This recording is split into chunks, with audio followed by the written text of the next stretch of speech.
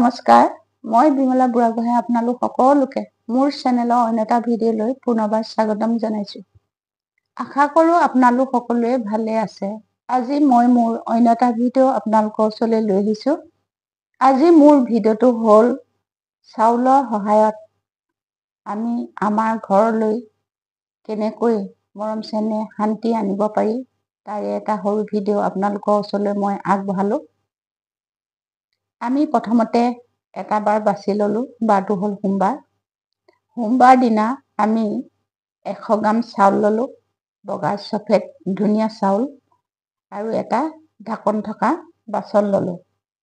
বাচনটোত আমি সেই 100 গ্ৰাম চাউলটো ভৰাই ল'লোঁ। ভৰাই আমি সেই চাউলখিনি 5 মিনিট সময় চাই থাকিলোঁ।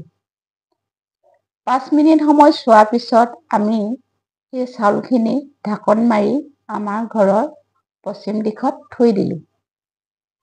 শুক্ৰবাৰ দিনা আমি সেই চাউলখিনি পায়স বনাই নিজেও খালোঁ, আমি আমাৰ ঘৰৰ সদস্য সকলোকে খোৱালোঁ।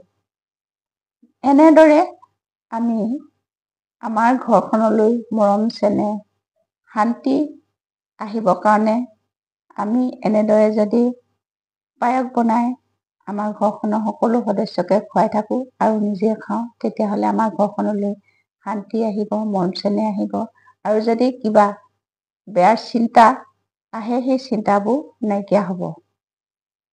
চাউলৰ সহায়ত আমি আমাৰ ঘৰলৈ কেনেকৈ মৰম চেনেহ শান্তি আনিব পাৰি তাৰে এটা সৰু ভিডিঅ' আপোনালোকৰ ওচৰলৈ আগবঢ়ালোঁ। আপোনালোকেও কৰি চাবচোন। মোৰ এই সৰু ভিডিঅ'টো চাই আপোনালোকে কেনেকুৱা পালে মোক জনাবলৈ নাপাহৰিব। যদি ভাল পালে লাইক আৰু শ্বেয়াৰ কৰিব। অন্য এটা ভিডিঅ'ত পুনৰ লগ পাম। আজিলৈ আহোঁ। নমস্কাৰ।